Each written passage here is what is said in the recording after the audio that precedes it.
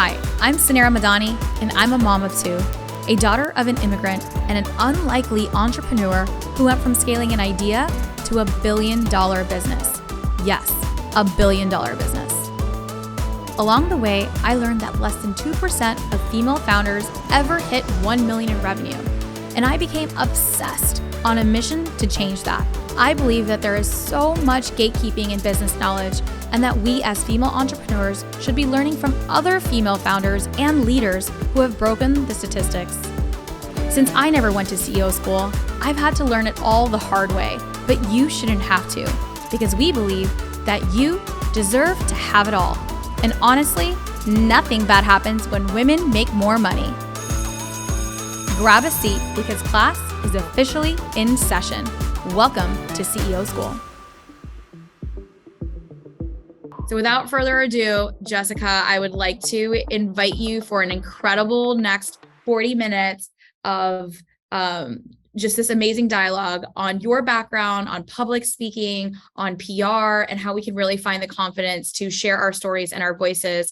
By way of introduction, Jessica Abo is an author, a speaker, a coach specifically for PR and for getting your message out and confidence in speaking. And she has a best-selling book, as well as she's also a writer for Entrepreneur Magazine. She's a regular contributor, as well as many other things. I'll let her give her bio, but she is no short of exemplary and honestly did one of my favorite features I've ever had in my life was your feature that you did in Entrepreneur Magazine, highlighting me. And so it's so special. And just all that you do. So welcome to CEO School, Jessica. Thank you. Thank you so much for having me. I don't know, Suneera, if you can share your screen or if we even want to try this, but I can try to do like the little doodad that I made for you all last night while my husband and I were watching Suits from the beginning. If anyone is a fan of Suits, we just started it this past summer. I've gone bananas for the show. I actually went to college with Meghan Markle. So I'm a little late to the game as I am with these things most of the time. I know. It's so crazy. I feel like we have to pause right now to go talk about you and Meghan Markle's friendship. Well, I wasn't so close with her. We just were crossing paths, but she was the maid of honor in a very dear friend's wedding. So, and I always thought she was so lovely and beautiful. And I thought at my friend's wedding, she was there by herself. And I thought, wow, I wonder what Meghan's story is these days. She's so beautiful. She's so lovely. She's so talented. And then they announced 3 days later that she was dating Prince Harry. And I was like, oh, that makes sense why her plus one wasn't there. But, yeah, so happy for her. And I love watching her in the show. And I hope I run into her now in California since we're both out here. That's amazing. I used to watch Suits. We were a big Suits fan. And then I don't know if I completed Suits, but I've been following that. I love that show and I just love the business of it. And what's the main character's name? The main lawyer? So there's Harvey Specter. Harvey. Oh my God, he's so hot. He's so good looking. I love him so much. And he's just so charming. He's just I love it. I love watching him. Oh my gosh. The show has been so awesome, I have to say. And now I've messed up my entire screen. So this is just entrepreneurship at its finest. I will just start talking. I don't know where your screen went. So now that's completely gone. Just tell us your background, how you got into this. Bring us back to your journey for the women that don't know you. Yeah. So I wanted to be Phil Donahue when I was 9 years old. And if you are on the younger side of the line on this conversation, Phil Donahue was the Dr. Phil, the Oprah back in the day. I'm 41. So my grandmother and I were very close. We would watch these episodes where Phil Donahue would be talking with a guest. There'd be a guest psychologist there, and the person on the set would be talking about their painful story. And somehow by the end of the show, they would feel better. And something struck a chord with me at that age to think, well, if one person was sharing their story and one person was helping them, and all of that was broadcast on national TV, everyone at home with the same problem was now listening to that person and not feeling alone, listening to the psychologist and benefiting from that advice, and then maybe have the tools and resources they need to go out in their lives and feel better. And that for me was this big aha moment at 9. And I just pursued this TV career from that age on and went to school to be a broadcast journalist. I went to Northwestern University's Medill School of Journalism, was there for college and grad school. While I was there, I spent some time in Lexington, Kentucky, reporting for a CBS affiliate. In grad school, I covered Capitol Hill for another CBS affiliate. And then after I graduated from grad school, got on my way and I lived in Burlington, Vermont for 2 years. I lived in New York working as a news anchor and news reporter for another 10, met my now husband. I lost the coin toss and ended up in LA and signed a book deal right after he and I got married. So when I got out to LA, I didn't go into traditional TV news anymore. I pursued my book tour with my family. My book and my daughter, my 4-year-old, were due the same day. So that was very fun. And then this past summer, we had our second daughter, and I launched my online media training course in the morning of August 18th. I went to my doctor's appointment to have them check the heart rate of the baby. And they saw a few little things that made them question like what was going on. So we ended up going to labor and delivery. They said, you might have a baby today. And I said, oh, no, I will be having a baby today. Thank you so much. And I got to labor and delivery. They said, why are you here? And I said, I'm here to be evaluated. They said to stay. And I said, oh, I'll be staying. And they said, does your doctor know that? And I said, oh, she will soon. And they induced me at noon and our baby was born the next morning. So I like to launch big business things and people Babies apparently and business at the same time. And that brings me to today, where I am a media trainer. And as you mentioned before, have a business series on entrepreneur.com. It's incredible. I mean, I love that you literally have a baby every time you launch something major. I hope that keeps happening for you. Oh, this will be it. This will be it. Okay. All right, fine. But I hope that the next few launches of your book and other things are going to be there. So I love you. Other babies, because that's a fun story. I love that. So news anchor, I mean, you've had so much media training yourself, right? You went to school for this. Let's start from and then also you work with so many entrepreneurs because of your reporting and you have a series on entrepreneur.com. And I mean, I would tell you that I've actually never had any formal media training in my life. And so I've never had formal training. I've just learned what I've learned through experience. And now I've had a lot of media over the last 10 years of being an entrepreneur and at the success that we've had. But I wish I didn't have to, I wish I would have started early with getting the right training in the first place. And I think I'm excited to learn from you today because it's never too late to continue to get better. And one of the things that I absolutely hate is listening to myself or watching myself on video. I have a rule, I do not watch it. So I do not watch it whatsoever because I will sit there and critique every part of whatever is happening. And I'm okay, I'm just going to do it and put it out into the world. And so I think this timing of this is perfect. I'm being filmed on Thursday, literally this week for a television docu-series that cannot be announced right now. So we're working on a secret project with HubSpot and LinkedIn. And so that's happening. So I have filming day on Thursday. So give me all the media training. So where do we begin? So how do you take a person and what are the biggest things that you see that let's talk about women, right? So that we specifically do that we can get better at. Okay. So there are so many things here, but let's take the first. The first is the book that I wrote is called Unfiltered: How to Be as Happy as You Look on Social Media.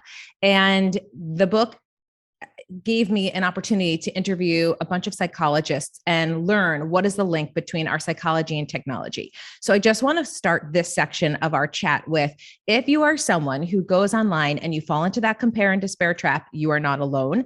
And if you are someone who the thought of putting yourself online in a video or on your local news, if that idea just freaks you out and makes you feel like, oh my gosh, why me? Why should people learn from me? I don't even deserve this opportunity. And you have imposter syndrome, you're also not alone. So let's just start there, because our brains are wired to care about what other people think about us. We are wired to care about our reputation. So the minute someone says to you, hey, Suneera, do you want to be on the Today Show?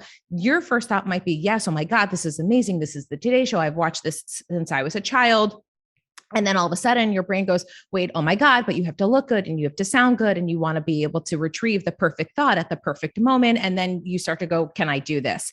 Yeah. So The first thing to do that I do with all of my clients, and this is true whether I'm working with someone one-on-one or in a group, is I ask everybody, what are your gotcha questions? What are the questions that someone could ask you that you don't want to answer, that could throw you off, that you legally cannot answer at this time, that you don't know the answer to, whatever it might be? Dig deep and make a list of those questions and figure out how you would answer those first, because you can talk about, tell me about yourself. Why did you write this book? Why did you start this company? But most people sit in an interview and the whole time they're holding their breath thinking, oh my gosh, I hope that they don't ask me this. I hope that they don't ask me this. And as a result, half of their brain is in fear mode and the other half is trying to like go through that file cabinet and pick the answers and listen to the question and do all the things that we do when we're being interviewed.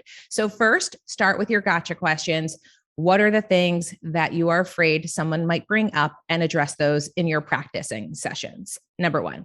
Number two, if you are someone who rambles and you over explain, as women tend to do, and if you are a people pleaser, you will over explain even more because you have a history of feeling invalidated. And as an adult, and I'm a recovering people pleaser, which is how I'm talking about this, not through the lens of a psychologist myself, but you will tend to over explain as an adult because you're used to having to justify every thought and feeling. So take those questions that you think you might be asked if the booker or the producer shared them with you in advance, or if you know the topic of the panel that you are appearing on. Think of some of the things you think will come up and write out all of your answers in full. Get all of the words out of your body. So this way, when you do the interview live, you already know that you've highlighted the words that are really important to you, those nuggets that are really, really powerful. Like for me, when I talk about the book, I always say, if you fall into the compare and despair trap, you're not alone. The book helps people take back their happiness in real life. Things like that I know are my go-tos. What are your go-tos? So if your company was made by women for women, then that's a great nugget. Lean on the things that you can say in less words because you want to count your words and make your words count. So that is the rambling part of this, advice portion of the interview. The next thing to do is to practice. But when you practice, don't practice the questions in order if you have them in advance, or even if you've written some that you're going to practice on your own and you've made up your own script. Practice with a friend, practice with a loved one, practice with your child. Teenagers are very honest. So if they can't recite back to you what you just shared with them, you're talking too much in your business jargon way, and you want to make things really, really simple. And have that person ask you the questions that you've shared with them from 1 to 10, and then tell them, okay, now go from 10 to 1, because the anchor, the host, the producer on game day might ask you a question and they might do it out of order from how you practiced. And I don't want that to throw you off. But if you get in the habit of thinking on your feet, you're going to be able to handle anything that comes your way. So those are 3 things that I would say to do to get started. Oh my God, I love that. I hope everybody was taking notes here. I love that advice. And I definitely fall under the too much category, the over explaining. And I actually didn't think about how, like, the psychology behind why I'm doing that.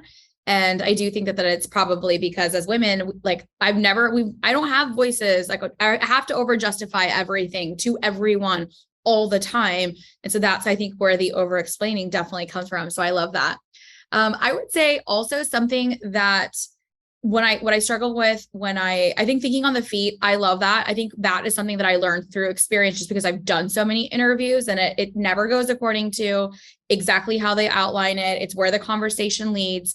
I love your advice on practicing it back and forth and knowing your go-tos, because at the end of the day, you still have to hit home the message that you want to hit home. So regardless of even how the interviewer is asking the question, you want to walk away with your message. And I think that that's one of the biggest things that I've learned, is to also move the conversation along in a way that benefits what is the message that I'm trying to convey on an interview, because that can also get lost in translation. What are your thoughts there on how to move the conversation to drive the points that you need to get home?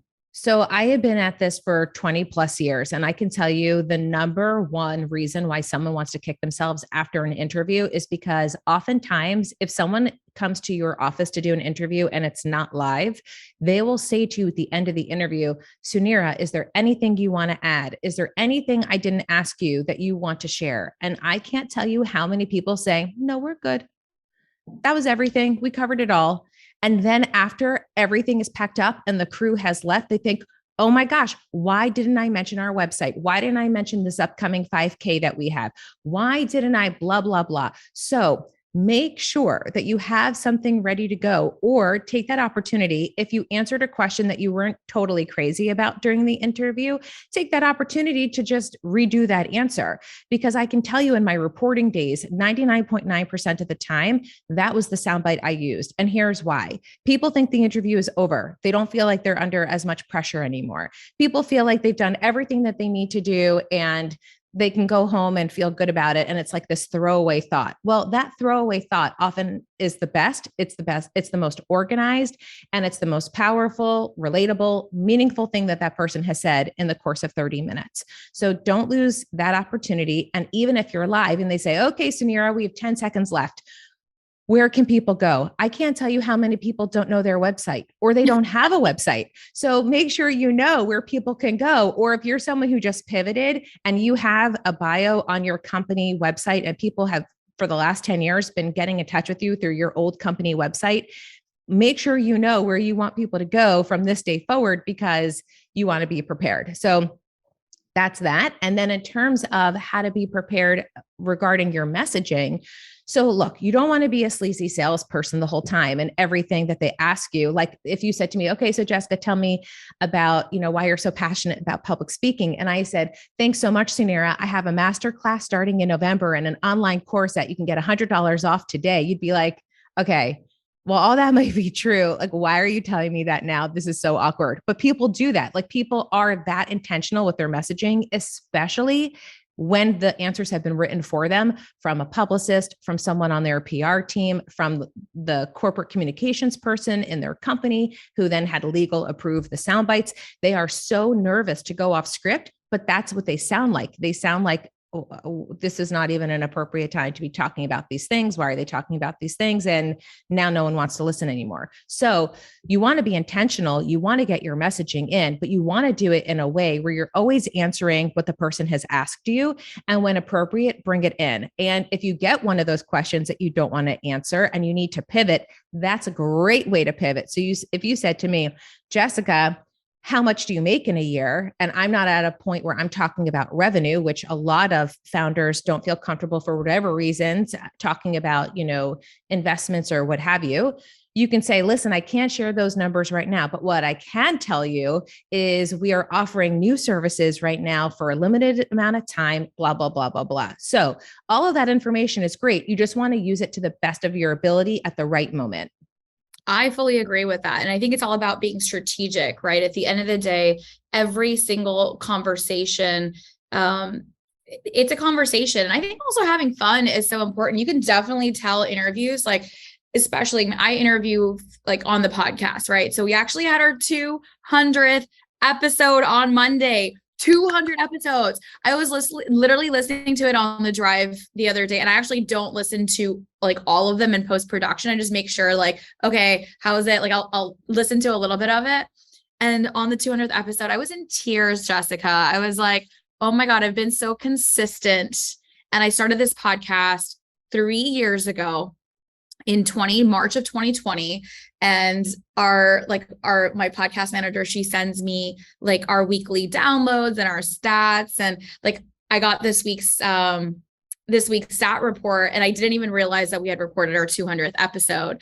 And on the charts, we're at 25, like on entrepreneur as the category. So we're ranking like in the top 25 right now, like not even in top 100, top 25. We're ranking, like literally we're crossing the 150 in the overall business category right now, which is insane. I definitely felt like all that imposter syndrome when like every week that she shares this, but on that 200th episode, I like sat in my car and I just was so freaking proud. And I just feel so proud. And I will tell you that my first episode sounds nothing like my 200th episode. And you just get better with consistency and practice, and just, it's consistency. Like, that's what I really felt about, like, that was the word that I felt that day, was like, girl, I showed up and I put myself out there, and then I kept going twice a week. That took 3 years to get to that milestone. And I'm just so proud. And it definitely, you just get better over time too. So stick to it. And I think that, yeah, just stick to it. Consistency is what I felt, but I was so proud. First of all, I'm so proud of you and I'm so happy for you. And I think it's also so important that you can recognize this big accomplishment and celebrate it. Because I think often as women, we look at things like a marathon and we get to mile 13 and we're like, oh my gosh, we have 13 more miles to go. Instead of stopping, having a water break and looking back and saying, wait, I just ran 13 miles. So I have no idea where you want to take this podcast, but for where you are in this moment, to be able to look back and say, I did that. I didn't give up. This is what I've created. This is how it's grown. This is how I've evolved. This is how the podcast has evolved. So many people only see the post on Instagram that says, I was on Entrepreneur, or I was on the cover of this magazine, and they can't appreciate, because they aren't aware of the blood, sweat, and tears someone put into that journey. But I love that you always share the blood, sweat, and tears. I love that you are an open book, because I think you give people hope that where they are isn't necessarily where they're going to be in a day, in a week, or a year from now. No, it's such a journey, right?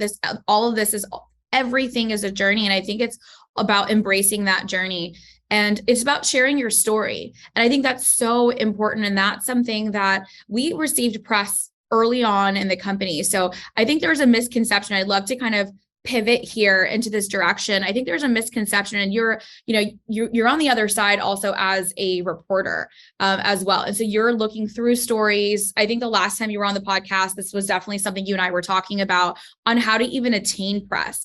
But what I want to make sure that people know is you don't need to have this billion-dollar company to be featured in publications or to have people tell. You have to know how to tell your story, and everybody needs to know their origin story as a founder and as an entrepreneur. And there is a space for you. There is a space for you.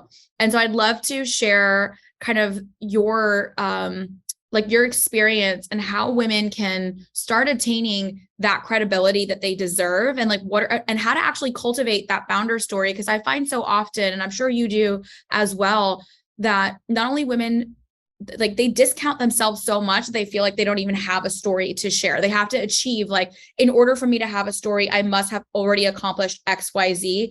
And that's not the case. So I'd love to hear your perspective on that. So many people, when we meet in our first session, I do a media intake long before we talk about any of your sound bites and how to be camera ready. I need to understand where I'm starting from with the person. And I can't tell you, 9 times out of 10, they say, I don't know what to say. I don't even know what makes me interesting. 9 times out of 10, we start there. What have been the things in life that they have overcome? Like, how did you turn your pain into purpose? What was a moment where you failed, and how did you pick yourself back up? How did you turn setbacks into stepping stones? Those are one side of the coin, but the other side is, what are some things about you that I might not know? Did you move around a lot as a child? Do you have a hobby that is a superpower that all of your friends come to? Like, do you have the best banana bread in town? And everyone always wants to know, like, if you're coming to an event, would you please bake your banana bread? And what's your recipe for success? Like, to me, there's always a story in everything. So I love interviewing people in this media intake, because we first start with me understanding who this person is as a human, and then what they've accomplished, and then what they've experienced, and what they have learned, and all these other things. But all of those things can be attached to a headline. So if you moved around a lot as a kid, you could have some sort of guest post that would touch on how moving around the country made me a better entrepreneur, or 10 things I learned about life living in 10 different cities. So if you are someone who's like, wait, I don't even know where to begin, start with the day you were born. write your birth date on the top of a piece of paper, and then think of all of the things that come to mind when you think about your life, the things that you're proud of, the things that have been really hard for you. We all have something that's hard for us, but we don't walk around the world with a hello, my name is name tag. And then on the back of our back say, and these are the hard things in my life. But I wish we did, because then we would be able to connect with people. I love that. In such a powerful way, because you would say, oh my gosh, you too, or I never knew that, or you always seem so happy. I didn't know that you were dealing with that. So if we open ourselves up a little bit more, we have the ability to connect with more people. But the first thing that we need to do to make that happen is connect with ourselves.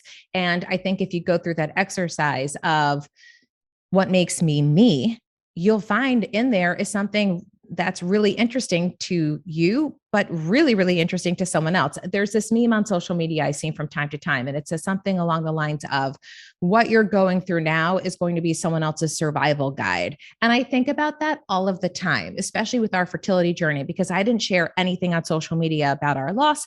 I did not share anything about the journey over the course of 3 years. I did not share we were pregnant. I did not share that our daughter was born. Only twice have I posted in the last 6 weeks that would hint at that we have a newborn. And, now that I'm on the other side, I want people to know that there's another person out there who they might be able to lean on, but people will only know that if you're willing to share. My heart is beating so fast right now. I just could hug you. I love you. I love you too. I feel you so much right now, and you're so right. And that's something that I feel people don't understand. Either people get me or they don't, especially on social media. And in the world that I live in the business world, I feel judged all the time for being a successful CEO and then showing up and doing reels or connecting with doing stories or sharing the most vulnerable parts of me and also the most successful parts as well. I question so much that goes online, because it's hard, because I do feel judged by my business community, and it's either they get it or they don't. But for me, I think exactly what you said on someone else's survival might be dependent. I really do believe that representation, seeing is believing. And by showing up and by sharing I love what you talked about of putting these are the things that I've been through. It gives somebody else hope. Right. It shows that it's that they too can do what you're doing. And I think that is what inspiration truly is. It's not about the title, the success, the accomplishment. It's everything in between that I feel is missing from the world, that we don't get to share the blood, sweat, and tears and the hardships and what are the hard things. And so I feel you so much, because it's hard putting yourself out there, and that's not easy. And when you said I didn't even know, actually, I didn't even pay attention, I guess, because we're friends and I know you're pregnant, that I didn't even think about that you actually haven't talked about your pregnancy online. You've hinted at it. And so I feel you. And how do you kind of get over that? Right. So, because for me, it's still a constant struggle. Because the first thing you said is that as humans, right, we are designed to fear that perception, right? Perception is important to us, and it should it be, right? I question that as well. So I don't know, what are your thoughts here on how do we get over that fear?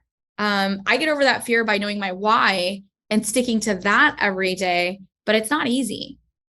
So here I would say, if you're going to share, make sure you're sharing for a reason. For me, today felt like it's October. So this awareness month is hanging over my head. It was actually 3 years ago yesterday that we found out, as I was nearing our second trimester, that this baby didn't have a heartbeat anymore. So for me, in the last 24 hours, I had to reflect on where I am in my own life, and is now the time. So it felt right for me to be able to start sharing this story. But the reason I share today is because I don't know who's listening to this, and I want that person to feel like they aren't alone and know that there's one more person in the world that they could reach out to if they need anything. But that doesn't mean that you sitting in Wichita, Kansas or Burlington, Vermont need to sit in front of your phone today and think about, what is something that I'm facing that I'm just going to throw out in the world for just the sake of throwing it out in the world. I think what makes sharing and being vulnerable worth it, because it is hard, And part of why I didn't share the story too over the last 3 years is because I didn't have the bandwidth for other people's opinions and the it's going to happen when you least expect it type of things. I actually didn't have the capacity to take that on. So that's why another layer I didn't share. And then when we did fall pregnant, because there are still people trying, I didn't want to put it in their face without knowing the context. So I held everything within.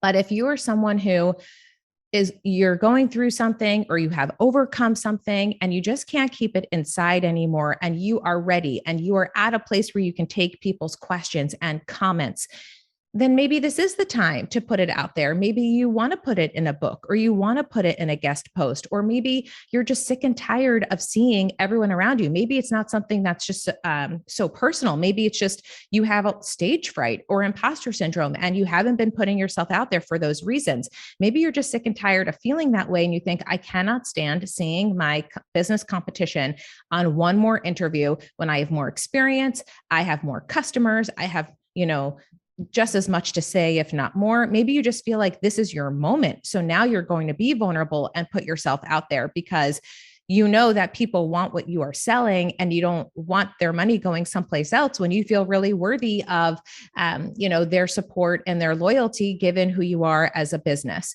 So I would say, don't just throw your dirty laundry out in public for, without any reason or something really, mysterious like, I don't know, like a black square and like womp womp as your caption, because then people are going to worry you and not understand what's happening. So you want to be strategic to a certain point, but also really, if today's the day you feel it and you feel like the words are going to flow, go for it. It doesn't always have to be so scripted, but just think about which side you feel more comfortable on. Do you want to be really intentional about what you're sharing and why? Are you in a place where this feels comfortable for you?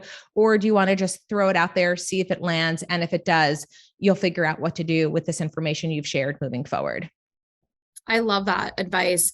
And for me, something that has worked in moments that I've been, I agree with that. I think that there are things that I have also like opened up about at different moments because I felt different moments were the right moment to say something or stand up for something, especially with like Roe v. Wade turnover. I shared a personal story of mine and my husband's, but he was not my husband at the time. And I had to call my mother and talk to my mom before I put this, like I talked to my family before I put this out there. This was like the deepest, darkest secret I've ever, I carried, but I felt that it was so important for women at where I felt I needed to. And I don't know if I was ready for the world in that way, but in that moment, it felt like the right moment to stand up for something that I believed in or share something that was hard. And something that really helped me kind of tell that story in a way that I wanted to without feeling like, what am I going to say? How am I going to answer the questions? Was to write it out.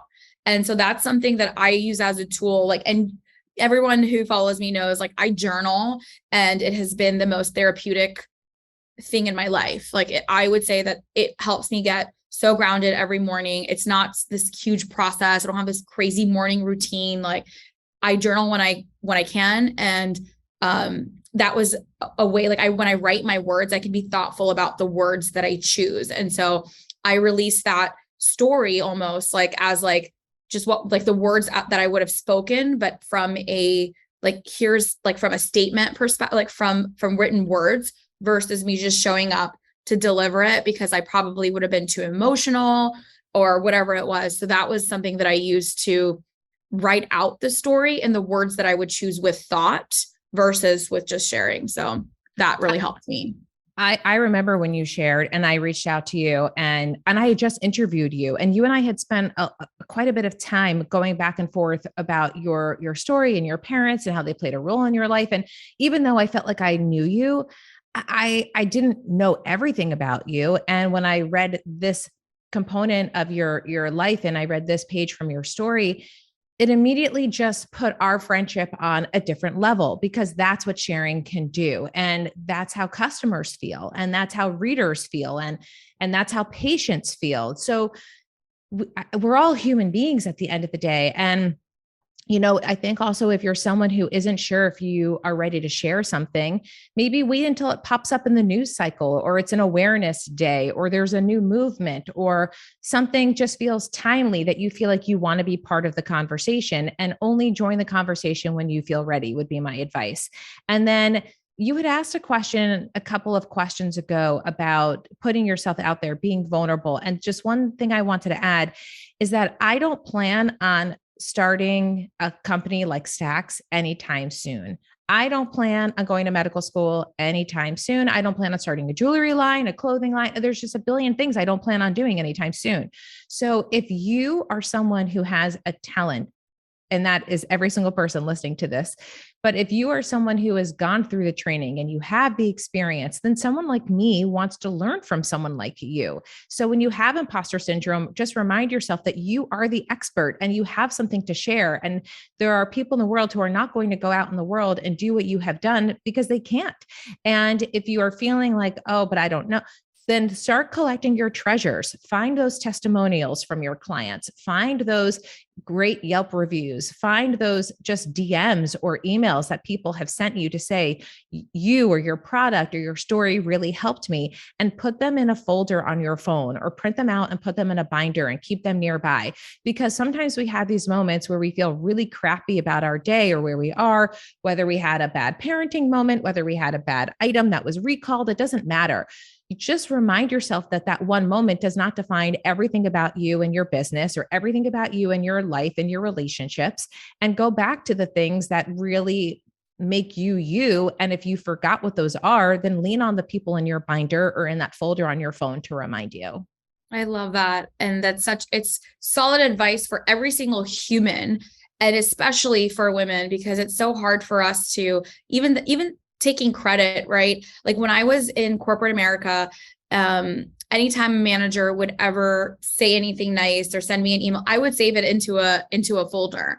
And so when I did have shitty moments at work, I could kind of go back or remind myself of like how great I'm doing in my corporate role. But also it's great ammo for you to have when you need to reach in for anything, right?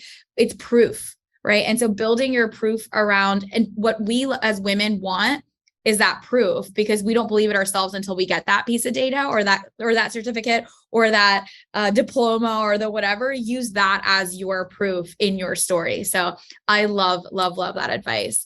Now, there's a couple more questions that I have. I feel like we're going to have you back all the time. I love you. So amazing. My pleasure. This has been so fun.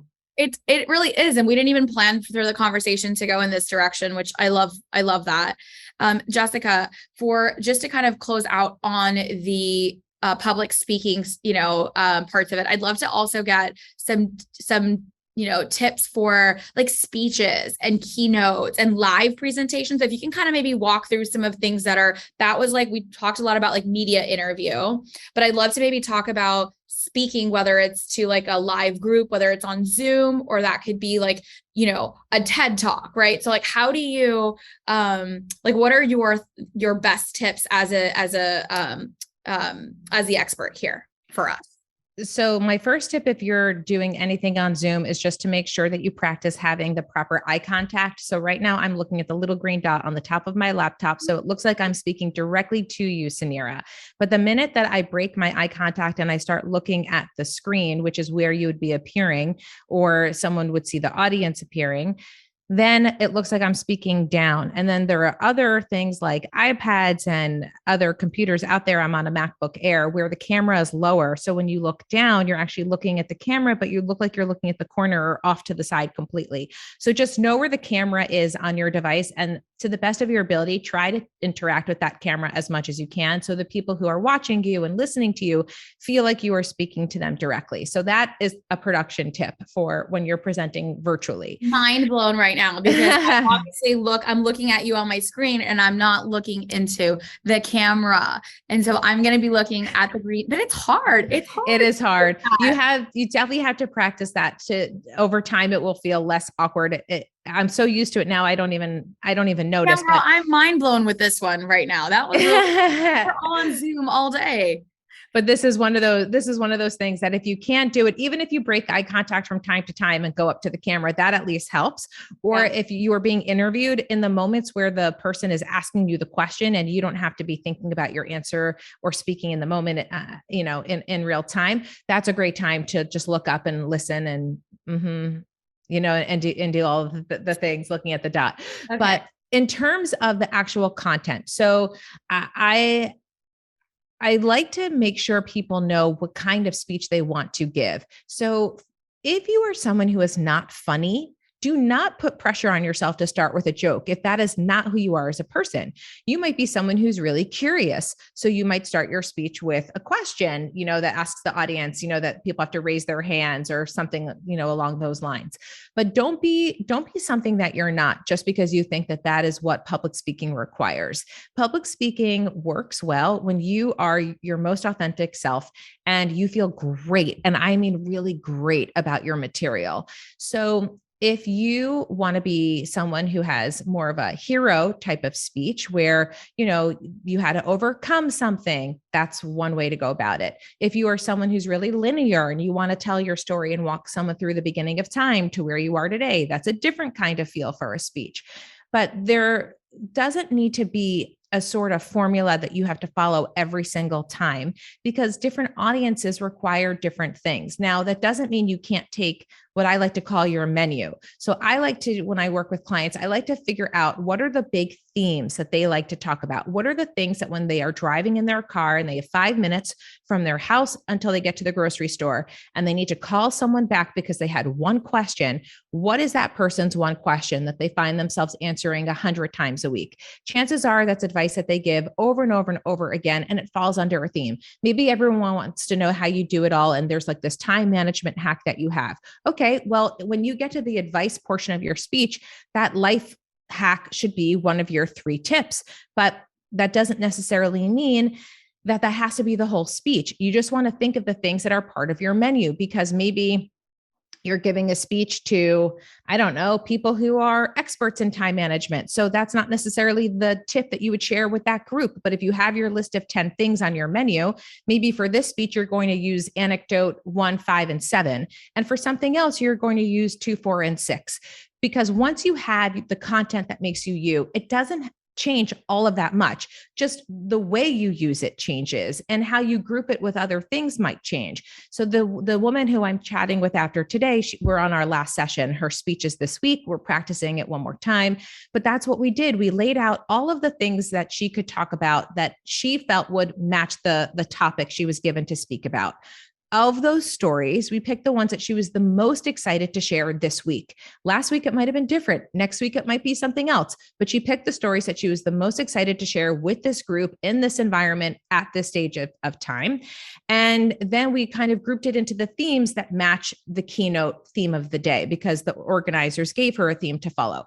So that doesn't mean that those 3 stories can't be used next week with a different theme. It just means you want to make sure you're organized and you want to know what you want to share in this moment and how you want to connect it to the theme that you've been given or that you're coming up with, and then figure out how to refurbish it and recycle it next time. I mean, this is just gold. Jessica, where can we learn from you, find you, support you, come to your master classes, book you as our coach? I mean, tell us all the things. Oh, you're the best. Okay. So right now there is a $100 offer for my online course. That's called Go From Camera Shy to Camera Ready. That's on my website, jessicaabo.com. Go to the tab, buy my course. My team is tracking the website today. So anyone who is in this group who has been listening to this in real time, anyone who buys this course in between now and midnight tomorrow, because it's Yom Kippur, so I won't be online. So you get an extra day. I will check first thing Thursday morning, and that person is going to receive a half hour of media training for free. So that's your bonus. That's a $500 gift right there. So a half hour media training session with me for free if you buy the course between now and Wednesday at midnight. And then the MasterClass you can find out about by emailing me. I will email you that info because we're about to launch the next one this week, but I will give you first dibs. And anyone who buys a seat to that, I will give you an hour worth of media training for free, and I will help you get a place a press placement after the 5 weeks are over. So that is an $1,000 value right there. And then the PR, I don't even know what a month of PR training is these days, or PR support, but you're going to get that too. Your goal. I don't even know how you're giving all these women all of this time. You are incredible, incredible. And for those that are listening to this not live, well, you should be joining the club and joining us live, because this is exactly what happens inside of being like in the room. So if you're a podcast listener and you're like, I want to be in the room, get in the room, into the club. All of the things that Jessica's talking about, we're going to link it into the show notes. We'll definitely get a code for our listeners for CEO School, at least to sign up for the masterclass and some additional bonuses. So when this episode drops, you'll have at least some bonuses. But get in the room, get inside of the club, meet Jessica. And we're actually going to move to Q&A after. So you actually get to participate in Q&A with our guests too. So quick plug right there as well. Jessica, how are you even doing all that? That's going to be a separate I'm going to text you later to say, how are you giving everyone all of the one-on-one time? Ladies, go grab those goodies. We're going to be popping in all the links to Jessica right after this. So don't stress about doing it in this exact 4 minutes or like in this exact time. We'll make sure that you guys get follow up right now on Slack, in your groups and all this stuff. So we'll make sure that we have the right links, Jessica, so you can track it as well. So I'm technically still on maternity leave, but I opened up my schedule about 2 weeks ago because I just had too many clients who were like, I'm speaking this. And then I said, okay, you know what? We're going to divide and conquer. So I have a very supportive husband. So the way that I can do it all is by having a very supportive husband and a baby nurse who is helping on the days where I am a little bananas, because otherwise I get in trouble for holding our daughter all day. People are like, you need to put her in the crib. I'm like, but I just tell her I'm happy she's here. So I'm going to hold her for 2 more minutes. Thanks. So it's good to be back in the saddle for sure. But I really love your community and I want to help as many people as I possibly can in a short amount of time. So that's why I wanted to offer things that would actually be helpful and tangible. For those who are listening and it's after the fact or a year later, you can still get my free guide called Get Pressed with Jess by going to my website, downloading that PDF, and it has all of my tips on how to get PR, and always happy to help folks. Someone asked in the chat, what's my Instagram? That's at Jessica Abo TV. I live on Instagram. I'm not such a Twitter girl. I'm also on LinkedIn and Facebook, but Instagram and LinkedIn are the best ways to follow me. And then if you want to get in touch, just go to my website, jessicaabo.com, and you can contact me there. Thank you for tuning into today's show. If you loved it, leave us a review. We are so proud to bring you authentic conversations, game changer expert guests, and valuable content on and offline.